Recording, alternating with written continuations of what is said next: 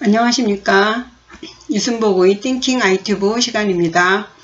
오늘은 천수경 네 번째 시간인가요? 관세음보살님 찬탄문에 대해서 공부하시겠습니다. 찬탄문은 7언, 즉 7자로 된 3개의 절구로 이루어져 있습니다. 찬탄문을 한 절씩 3부에 걸쳐서 공부하시겠는데요. 오늘 첫 번째 절구인 이 문장은요. 관세음보살님을 이제 청하여 인사하고 그 중생 구제의 원력이 나타난, 즉 30 이상 80종으로 그 온몸으로 보여지는데, 특히 천수천안, 1000개의 눈과 1000개의 손으로 드러나신 것에 대해서 그의 공력을 찬탄하는 문장이 되겠습니다. 관세음보살 찬탄문 첫 번째 절구 시작하겠습니다. 개수간음 대비주 원력홍심 상호신 천비장엄 보호지 천안광명 병간조. 첫 번째 연부터 시작하겠습니다. 이 문장은요, 우리가 어른을 뵈러 가서 뭔가 좀 청을 하고 싶을 때를 생각하시면 쉽습니다. 두 연씩 보시겠습니다. 개수간음 대비주 원력홍심 상호신. 먼저 이제 안녕하십니까 하고 인사를 하겠죠. 그 다음이 참 얼굴이 좋아 보이십니다. 이렇게 인사를 하는 것이 보통의 인사법입니다. 요것이 이제 그런 식의 인사문이 되겠습니다. 개수간음 대비주, 그죠? 개자는 요 왼쪽에 있는 게 벼화자죠. 오른쪽에 위에 있는 것이 더욱더 우자가 되고요. 아래는 박이라는 의미의 지가 되겠습니다. 그래서 그러니까 더더욱 맛이 나게 되다. 뭐가? 벼가 더더욱 맛나게 되는 것은 벼가 완전히 익었다는 의미일 거예요. 그죠?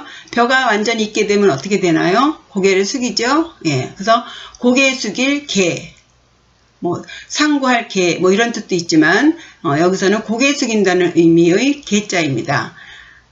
요것은 머리 숫자죠. 고개를 숙인다 하는 인사하는 법이에요. 고대에는 그 인사하는 방법으로 9가지의 가 있는데, 요 개수가 가장 엄숙하게, 가장 높은 분을 만날 때 하는 인사라고 합니다. 굳이 요 개수의 인사법을 설명드리면요. 먼저 이제 무릎을 꿇고 엎드리면서 두 손을 모아서 땅바닥에 이제 손바닥을 대고, 그 다음에 이제 머리를 조아리면서 그 이마를 손등에 닿게 하는 것이에요. 그리고 그 이마가 얼마나 오래 닿느냐, 상대의 직위에 따라 다르겠죠. 이것이 배례라고 하는 그 9가지 인사 중에 가장 엄숙한 인사라고 합니다. 그래서 관세음보살님 앞에 가서 인사드리는 거죠. 안녕하십니까 관세음보살님 하는 것이요. 관음 대비주 그랬어요. 관음 대비 주예요. 관음이라면은 관은 볼관자죠. 음은 소리 음자예요. 그럼 관음이면 소리를 본다? 말이 안 되죠. 우리가 관자에 대해서 이제 공부를 하셨는데, 이 왼쪽에 있는 것은 눈이 큰 황새가 뭔가를 응시하면서 보는 그런 모양새라고 했어요. 그래서 이 본다는 의미가 단순히 이렇게 본다는 게 아니라 객관적으로 응시하되 자기의 편협한 마음이나 이런 것이 없이, 주관적인 마음이 없이 객관적으로 이렇게 보는 거예요. 그래서 소리를 들어보는 거예요. 소리를 보다가 아니라 소리를 들어본다고 보셔야 돼요. 소리를 들어본다. 우리 그런 말 있죠? 먹어본다, 들어본다, 이런 의미의 관음입니다. 무슨 소리를 들어보는가? 대비, 크게 비한.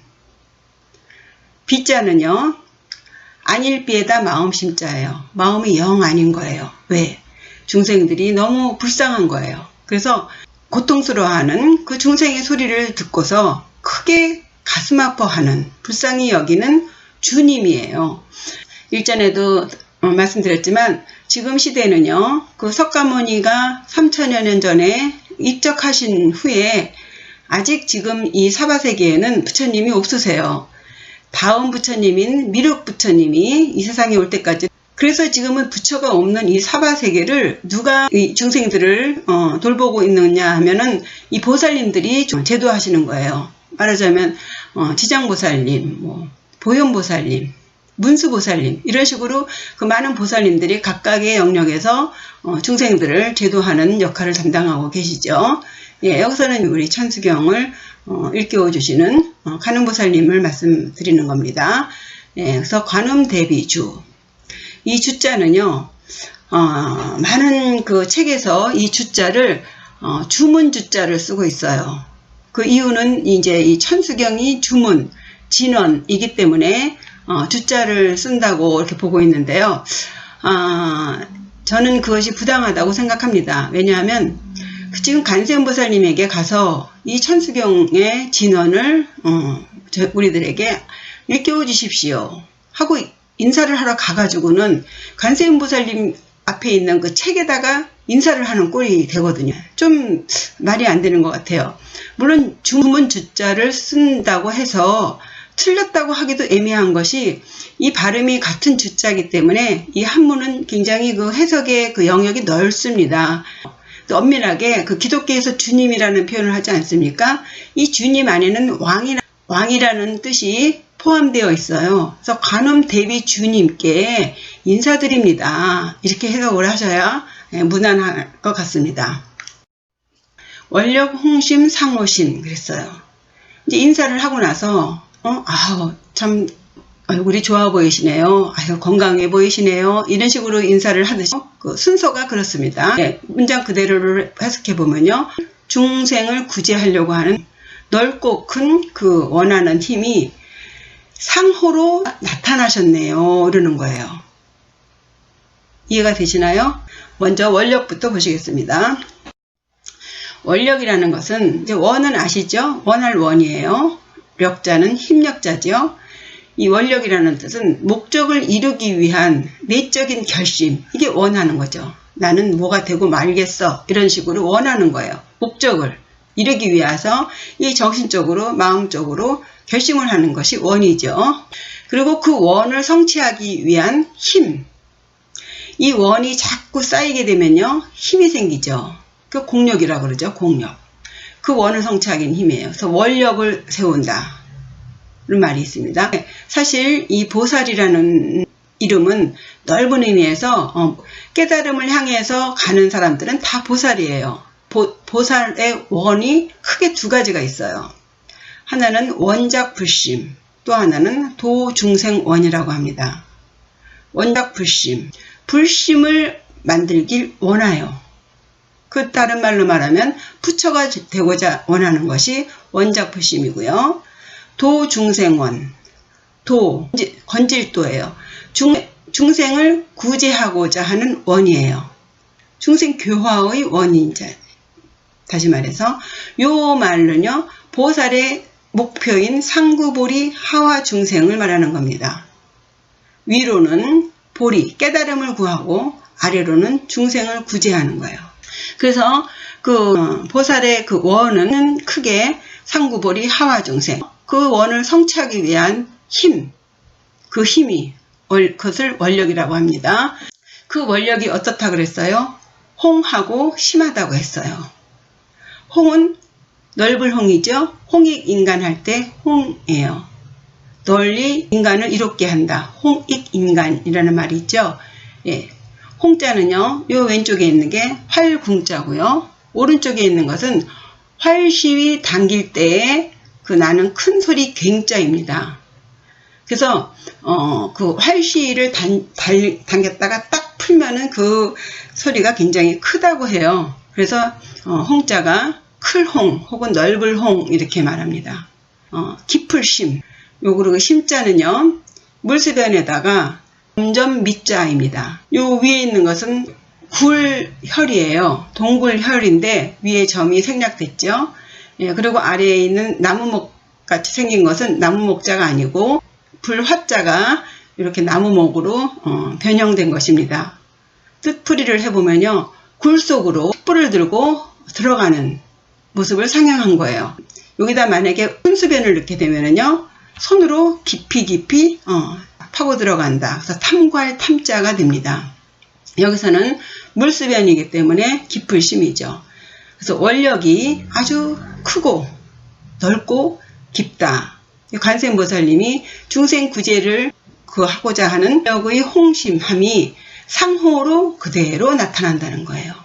이 신자는요, 명사로는 몸신이지만 동사로 하셔야죠. 상호가 몸으로 그대로 나타난다는 뜻이에요. 그래서 어떻게 나타나느냐? 32가지의 상과 80종류의 호로 나타나는 거예요. 원래 이 부처의 형상은요, 부처님은 이미 열반에 드셨기 때문에 부처의 형상을 만드는 것은 무의미해요. 이게 무슨 말씀인지 잘 이해가 안 되실까요? 예를 들면, 어떤 사람이 이제 관상을 볼 때, 저 사람이 대통령이 될 수 있을까? 안 될까를 대통령이 되기 전에는 그 사람의 관상이나 수상, 족상, 심지어 심상까지 아주 중요하죠. 그러나 그 사람이 이미 대통령이 되었다면 굳이 그 사람의 관상이나 수상이나 족상이 그렇게 중요하지 않아요. 의미가 없습니다. 이미 됐으면. 코가 삐뚤어졌든 입이 삐뚤어졌든 중요하지 않아요. 이미 됐다면. 이게 그 뜻이에요. 부처님은 이미 열반 깨달으셨어요. 깨닫기 전이라면 관상이 어떻고 저쩌고 해서 열반에 드시겠네 안 드시겠네 이런 깨닫겠네 안 깨닫겠네 하고 그 상에 대해서 이러쿵저러쿵 말을 하겠지만 이미 열반에 드셨기 때문에 그가 어떻게 생겼는지 별 상관이 없는 거예요. 이해하시겠죠? 거지상이라도 부자라면은 그 사람이 거지같이 생긴 것이 아무 의미가 없는 것과 같은 거예요. 그래서 부처님 형상을 조성하는 것은 무의미해요. 그런데 왜 부처 형상을 32상 80종으로 그렇게 만드는가? 뭐냐면 그 인간은요, 뭔가 보여주는 것, 뭔가 볼 수 있는 것, 들을 수 있는 것, 만져지는 것 이렇게 해야만 믿는 게 있죠. 그래서 이거 최고의 인간, 소위 깨달음을 얻은 열애, 부처라는 그런 모습을 눈으로 보여줘야만 이 중생들이 믿는다는 것이죠. 그러니까 위한 중생 구제를 위한 하나의 방편으로 그 부처님의 모습에 그 철학적인 의미를 넣어서 만드는 거예요. 아주 오랜 수행을 통해서 깨달았다는 그런 모습을 떡이 아주 함축되어 있는 보통의 인간과 다른 그런 그 모습으로 만들어놓은 거죠. 그 철학적인 의미를 그 모습에다가 다 넣는 거예요. 구체적으로 보시면요. 그 모습을 어디서 따왔는가. 그 부처 형상의 모티브. 그것은 인도에서 전통적으로 내려오는 그 인체에 대한 그 좋은 모습 있죠. 그것의 특성을 모은 것이라고 합니다. 그러니까 그들이 인정하는 그 외형상의 특징, 소위 말하면 그 귀상이라면 귀는 어떻게 생겨야 되고, 코는 어떻게 생겨야 되고, 입은 어떻게 생겨야 되고, 이런 식으로 그 전통적으로 내려오는 그 특징이 있다는 거죠. 그래서 그런 외형을 갖춘 사람은 이 세속에서 살면 전륜왕이고, 그가 출가를 하면 부처가 될 것이다. 관상학적으로 봐서. 그런 얘기입니다. 그래서 그 모티브를 인도 전통에서 내려오는 인체의 특성을 모은 것이라는 것이죠. 그러면 구체적으로 그 특성이 어떻게 생겼는가? 32가지의 상이 있고 80가지의 그 종류가 있다 그랬어요. 그 기준은 그 깨달은 자, 인간과는 다른 모습을 하고 있다는, 그러면서도 부처의 존엄을 상징할 수 있는 그런 모습으로 이제 조성을 하게 된 것입니다. 대지도론이라는 책과 중아함경 등의 책에서 이 32상 80종호가 나오고 있죠. 그럼 구체적으로 32상이 있는데 32가지예요. 다 알려드릴 수는 없고, 우리가 소위 이제 기상이다라고 하면은 어떤 것일까를 이제 상식적으로 그냥 이 정도는 한번 들어도 괜찮을 것 같은 거를 제가 이렇게 나열해 봤습니다. 첫째는 6개예요. 이 몸육자에다가 상투개자죠. 예, 사찰 같은 데 가면 불상을 보시면 그 상투같이 이 정수리에 이렇게 동그랗게 올려져 있는 거 있죠? 그것을 육개라고 합니다. 그렇게 함으로써 그 정수리를 감췄어요. 그 정수리를 드러내지 않는가 봅니다. 예. 그 다음에 백호라고 해서 그 이마 가운데에 흰 털이 이렇게 났습니다. 그래서 왜 그것이 귀상인지는 저도 잘 모르겠어요. 인도에서 전통적으로 내려오는 거기 때문에, 예. 그 다음에 나발이라고 해서, 이 나자가 그 소라 껍질 이렇게 그 소용돌이 같이럼 말려있는 그런 모습입니다. 머리카락이. 그래서 이거는 인도가 더웁잖아요. 인도 사람들 보면 머리카락이 이렇게 많이 이렇게 말려있지 않습니까? 예. 그 중에서도 아주 오른쪽으로 잘 정연하게 이렇게 말려있는 모습이에요. 금색 옷을 입고 계시죠? 그래서 금색상이고요. 족군 만족상이라고 해서 이 족군은요 발꿈치예요. 발꿈치가 만족스럽다. 이거는 아주 풍만하게 살이 도톰하게 발뒤꿈치가 살이 이렇게 도톰하게 된 것이 귀상이라고 합니다. 그다음에 족강평상이라고 해서 발바닥이 넓고 평평한 거예요. 말하자면 평족이에요. 우리 일반적으로 알고 계시는 것은 평족은 군대도 못 가거든요. 예. 긴 거리를 뛰거나 뭐 이렇게 하면 그 힘들다고 하는 소리를 들었어요. 근데 어쨌든 부처님의 발바닥은 이렇게 광평한 상입니다. 예. 그 다음에 110일모생. 예. 이 피부에 있는 그 구멍, 거기에 그것에 한 구멍에 하나의 털이 난다. 이것도 이제 왜 그런지는 모르겠습니다. 왜 이게 귀상인지. 예. 47상. 이가 성인들은 보통 32개죠. 요즘은 뭐 치과만 가면은 그냥 사랑니 빼라고 그 난리를 쳐서 28개인 사람도 많은데요. 예. 부처님 치아는 40개가 되겠습니다. 그 다음에 정립수마슬상. 그래서요. 똑바로 쓰면 손이 이건 다얼마예요.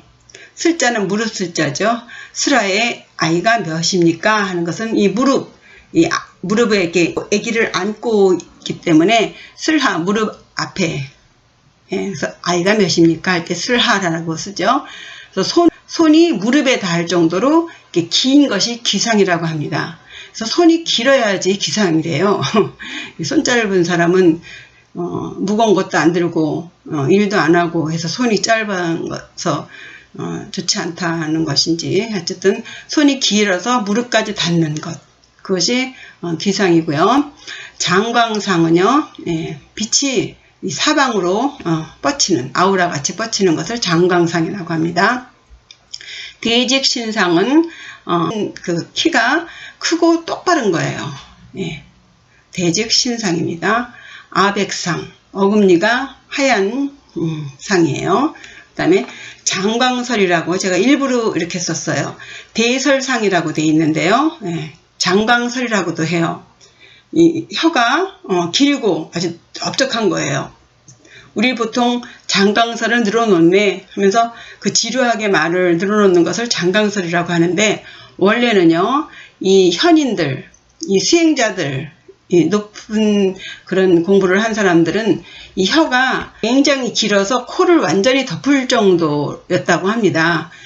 그런 사람들은 거짓말도 안 하고 아주 말을 모범이 되는 말만 하고, 그런 것을 원래 장광설이라고 했는데 이후에 이렇게 쓸데없이 지루하게 말을 많이 하는 사람을 장광설이라는 말로 변질됐죠. 예, 이 정도로 30 이상을 그냥 아시면 되겠고요. 그 다음에 80종호가 있습니다. 이것은 30 이상을 좀 더 구체적으로 세분하거나 아니면 좀 새로운 것들을 추가한 것인데요. 예, 그 눈에 띄는 것만 좀 몇 개 적었습니다. 예, 무견정해서 보이지 않는다. 뭐를? 예, 정수리 정자예요. 정수리를 보이지 않도록 그 6개를 이렇게 머리에 하셨죠. 예, 그 다음에 비직고호 공불현. 예, 코가 곧고 높아요. 보기 좋게. 예, 그러면서 구멍이 이게 보이지 않아요. 우리가 이렇게 콧구멍이 보이면은 재물이 나간다고 그런 말이 있어요. 근데 되게 보면 그 다 생긴 게 다르죠. 콧구멍이 안 보이는 것도 뭐 여러 가지 형태인데, 이 콧구멍이 완전 이렇게 안 보이는 사람들은 인색하고 콧구멍이 보이는 사람들은 좀 돈을 잘 풀고 뭐 이런 말이 있습니다. 어쨌든 부처님 코는 이렇게 높고 곧고, 그리고 보기 좋게 콧구멍이 이렇게 보이면 보기 좀 좋지 않지 않습니까? 예, 그렇습니다. 그 다음에 미여 초생월 감유리색. 예, 눈썹이 초생딸 같다요. 그죠? 초생딸 같고 감유리색. 예, 짙은 푸른색이에요. 그 사찰에 가시면 그 불상 보면 눈썹이 그 색깔이 초록색과 파란색 사이에 있는 그런 색을 보실 수 있을 거예요. 그 다음에 신불곡. 몸이 이렇게 굽지 않았어요. 예, 똑바르시다는 거죠. 그 다음에 신정결. 깨끗하고, 예, 신윤택. 예, 윤택한 거죠. 예. 그 다음에 지장섬원. 손가락이 길고 가늘섬이에요. 가늘고 둥글다. 예, 섬섬옥수라고 들어보셨죠? 여자들 손 이쁘게 쭉쭉 길다란 것을 섬섬옥수라고 해요. 예, 그래서 부처님 손가락은 길고 가늘고 그러면서도 둥글다. 그랬고요. 제심원호. 제자는 배꼽제예요. 요 왼쪽에 달월자는 몸육자죠. 예, 달월자가 아니에요. 예, 그래서 몸에 붙어 있는 것을 말하죠. 예, 배꼽이 깊고, 예, 보기 좋게 둥글다. 예, 이상으로 그 부처님의 그 상호에 대해서 공부하셨어요. 천비장엄보호지, 천안광명 변간조. 예, 두 연이 태구죠. 천비, 천안, 그죠? 보호지, 변간조. 예, 한 년씩 보시겠어요. 천비장엄보호지. 예, 천비. 비는 8비자예요. 그렇죠? 요 밑에 달월자도 달월이 아니고 몸육자예요. 몸과 관련된 글자임을 알 수가 있습니다. 예, 비자는 발음이고요. 예, 천개에 되는 팔은 장엄 해서 두루보자예요. 보호할 호자죠. 지킬 지자입니다. 예, 먼저 천비부터 보시겠어요? 예, 천비, 천수예요. 이 손이라는 것을 도움을 줄 수 있는, 그죠? 예, 자비의 손이에요. 관세음보살은 자비의 상징 아닙니까? 예, 자비의 손. 이것은 실천행을 표현하고 있어요. 우리 보통의 인간은요, 실천을 했다면은 실천에 대한 어떤 공이든 과든 그런 것을 기대를 하죠. 그런데 관세음보살님의 이 실천에는 인과를 떠난 진실한 선행이라고 했어요. 모든 것에는 인과가 있지 않습니까? 원인이 있으면 결과가 있는 것이에요. 선행을 했으면 복을 받고 악행을 했으면 벌을 받고 이것이 인과예요. 그러나 관세음보살님은 이 인과를 떠났어요. 어떠한 실천행을 하시더라도 어떠한 선행을 하시더라도 그거에 따른 어떤 대가를 바라지 않는, 예, 이 천비는 자비의 손이기 때문에 예, 이 관세음보살님의 이런 그 진실한 선행을 나타낸다고 볼 수 있겠습니다. 그 천비가 어떻게 생겼느냐? 장엄해요. 장은요 씩씩할 장이고 엄은 엄숙할 엄 혹은 엄하다 하는 엄이에요. 그 천개의 팔이 아주 씩씩하고 엄해요. 그것은 위신력을 표현하고 있죠. 예, 굉장한 힘이 있음을, 그죠? 예, 그래서 이 원래 이제 장엄이라는 뜻은요, 그것은 뭔가 꾸미고 장식한다는 의미가 있어요. 근데 이제 그 꾸미고 장식하는 것이 씩씩하고 엄하게 천개의 팔의 그 위신력을 표현한 문장입니다. 그런 천개의 팔로 보호지예요. 두루보자, 두루두루 보호하고 지켜요. 누구를? 중생들을요. 이 중생들을 보호하는데 묘행무주라는 말이 있습니다. 묘한 행동은 머무르지를 않는다. 이게 도대체 무슨 소린가? 이 관세음보살님 중생들을 보호하고 지켜주는데 머무는 데가 없어. 이게 무슨 뜻인가? 응무소주 이생기심이라는 말이 있어요. 머무는 바가 없이 응해서 그 마음을 내요. 중생 구제를 하는 마음을 내요. 머무는 바가 없다. 어떤 편협한 마음 혹은 집착한 마음, 네. 좀 불교적인 용어로 말하면요, 사상이에요. 4가지 상이라 그래요. 이 상에 머물지 않고 누가 됐든 응해서 자비심을 낸다는 거예요. 네. 너는 이쁘니까 내가 너 도와줄게. 너는 내가 마음에 안 들어. 넌 정말 마음에 안 들어. 이래서 빼고 이러지 않는 거예요. 머무는 바가 없어요. 아상이나 인상, 중생상, 수자상에 걸리지 않고 그 마음을 내시는 거예요. 그럼 아상은 무엇이냐? 아상은 나의 존재를 주장하는 것이 아상이에요. 왜냐하면 내가 있다는 것을 딱 주장하는 그 순간 바로 생기는 것이 너가 생기는 거예요. 그럼으로써 나와 너의 경계가 생겨요. 그것은 더 확대되면 나와 너희들, 이래서 딱 경계가 생기는 것이 아상이에요. 요 아상으로부터 모든 이 세상의 현상이 생기는 거예요. 그 서양 같은 데는요, 다 마이 와이프, 마이 하우스, 다의 집, 나의 아내, 내 동생 이렇게 말해요. 그러나 우리는 어떻게 말합니까? 우리 집, 우리 아내, 우리 동생, 우리를 써요. 이게 요 철학적인 요 아상을 버리라는 말에서 온 것이라고 저는 생각을 해요. 나라고 주장하는 그 순간 너하고 딱 선이 그어지는 것. 거기서부터 모든 비극이 시작된다고 보는 것입니다. 우리라고 하면은 결코 이게 구별이 되지 않기 때문에 싸움이 나지 않는 거죠. 그래서 아상을 버려라 그러는 거예요. 아상으로 인해서 이 나머지 3가지 상도 생기는데요. 이왕에 말씀을 드렸으니 인상이라고 하는 것은요, 내가 인간이라는 것을 주장하는 거예요. 그래서 생사를 수없이 반복을 한다 하더라도 그 윤회하는 주체, 그것이 있다. 그 주체가 나라는 것이 인상이에요. 내가 지금 죽으면 다시 태어나는데 지금도 내가 주체고 다음 생에 태어났을 때도 몸이 다른 몸으로 바뀐다 하더라도 그것의 주체는 나야 하는 게 인상이에요. 아주 쉽게 말씀드리는 겁니다. 그 다음에 중생상은 무엇이냐면요, 이 중생이라는 그 의미는요, 그러니까 깨달은 자가 붓다라면 붓다의 반대가 중생이에요. 중생은 깨닫지 못한 모든 생명체를 중생이라고 해요. 중생이 갖고 있는 문제가 무엇이냐면 이원론적으로 생각하는 거예요. 생과 사, 혹은 고와 락, 괴로움과 즐거움, 천당과 지옥, 이런 식으로. 그래서 천당은 좋고 지옥은 나빠, 고는 나쁘고 락은 좋아, 이런 식으로 다 이 좋고 나쁜 것을 구분하는 것, 그 구분으로 인해서 깨닫지 못하는 것. 그래서 중생과 붓다도 별개라고 생각을 해요. 나는 깨닫지 못해. 내가 어떻게 해탈을 해?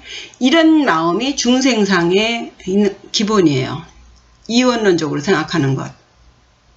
그렇게 이원론적으로 나누면은 아까 아상에서도 말씀드렸다시피 나와 너를 딱 나누게 되면 그때부터 투쟁이에요. 이 사바세계는 결국 욕심으로 돌아가는 세상이기 때문에 우리일 경우와 나와 너일 경우는 다르죠. 중생상은 끊임없이 나누는 것이 상의 기본이거든요. 투쟁이에요. 약육강생의 기본입니다. 중생상이. 그 다음에 수자상입니다. 수자상은 죽지 않는다고 믿는 영혼 불멸설을 믿는 상이 수자상이에요. 부처님의 깨달음의 근본은요, 인과에 따라서 보였다가 흩어질 뿐이다예요. 윤회도 그 어느 순간에 인연이 닿아서 만났다가 인연이 닿으면 흩어지는 것이기 때문에 지금 이 상태는 껍데기일 뿐이다, 이렇게 말씀을 하시거든요. 그냥 어떻게 인연이 되어서 모였다가 흩어진다는 거예요. 예, 참 어려운 얘기인데 예, 이 정도만 아셔도 이거 하나 가지고 예, 4년을 공부하고 그렇습니다. 예, 이런 마음을 내지 않고 이런 거 없이 그저 그냥 머무는 거 없이 응하는 대로 예, 그 마음을 내서 중생을 구제한다. 예, 아무 어떤 조건이나 뭐 그런 거 없이 대가 없이 그 마음을 내서 중생 구제한다. 예, 이 뜻입니다. 천안 광명 병간조, 예, 천비장엄 보호지와 대꾸가 되죠.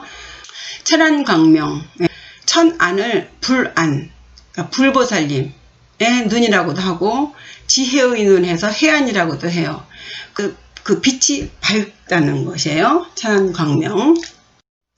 변간조, 이 변자 두루변자죠. 아까 저기 천비장엄 보 두루보자죠. 예. 그거랑 같이 대꾸되는 것이에요. 두루 보며 밝히시네. 보통 그냥 두루 보며 비추네 이렇게 하는데요. 요게 한글말로 옮기자니까 참 이 해석이 애매하게 됐는데 이거는 뭐냐면 1000개의 그 헤드라이트를 탁 켜고 싹 보시는 거예요. 아래를 싹 보시는데 그렇게 보시는 것에 끝나는 게 아니라 그 보시는 그 빛이 아래를 밝게 해줘서 이 중생들을 환하게 일깨워 주시는 거라는 얘기예요. 그 해석이 좀 빠질 수 있어요. 그래서 밝히는 게 중요해요.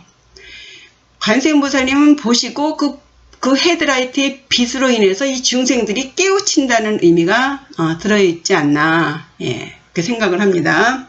예, 요 관조를 조금 더 보시면요. 지혜의 눈이라 그랬어요. 해안, 그죠? 예, 사물의 본질을 냉정히 응시하며 밝게 해주는 거라 했어요. 밝게 깨우쳐주는 거예요. 요것을 그 미학적으로 설명을 드리면 논리나 개념을 떠나서 실제 그 자체를 그대로 파악하는 정신작용 및 그 결과 이렇게 돼 있어요. 이게 굉장히 어려운 것 같지만요. 별거 아니에요. 이성적으로 따지지 말라는 거예요. 따지지 말고 그냥 보여주는 그 자체를 그대로 파악하라는 거예요. 네 머리 굴리지 마 이거예요. 너 머리 굴리지 말고 그냥 보여지는 그 실제 그 자체를 보는 대로 그대로 파악하야. 그것이 관조의 정신작용이에요. 이게 냉정히 응시한다는 말까지예요. 그 다음에 및 그 결과가 무엇이냐. 밝게 해주는 거예요. 헤드라이트 1000개의 눈으로 그 밑에를 환하게 밝혀주기 때문에 그 결과 밝게 되는 것. 이게 미적 관조예요. 그래서 이 미적 관조적인 태도로 이렇게 딱 보는 것은요. 사물을 그렇게 응시하면서 싹 보면서 그 상태를 알게 하는 것. 이것이 이제 관세음보살의 관조고요. 우리가 일반적으로 무슨 예술적인 면에서 또 관조적인 태도라는 말이 나오는데 그것은 그냥 그 사물을 관찰해서 완전하게 파악하는 그 상태. 그러나 이렇게 막 이렇게 주관적이지 않아요. 않고 그냥 객관적으로 예, 그렇게 보는 것. 그것이 관조적인 태도예요. 그냥 이렇게 또 그렇게 마치 또 팔짱 끼고 보는 것 같은 예, 그런 식의 관찰. 그러면서도 무심하지 않은 그렇게 보는 관찰. 그것을 관조적인 태도라고 합니다. 이 미적 관조라는 이 단어 가지고요. 옛날에 미학 공부할 때 참 이게 어렵더라고요. 예, 지금 생각하면 별것도 아닌데 너무 책을 어렵게 쓰는 것 같아요. 예. 하여튼 그렇습니다. 두 문장을 다시 해석해보면요. 천비장엄 보호지. 예, 1000개의 팔이 아주 씩씩하고 아주 엄해서 두루두루 보호하고 지키시며 천안광명 변간조.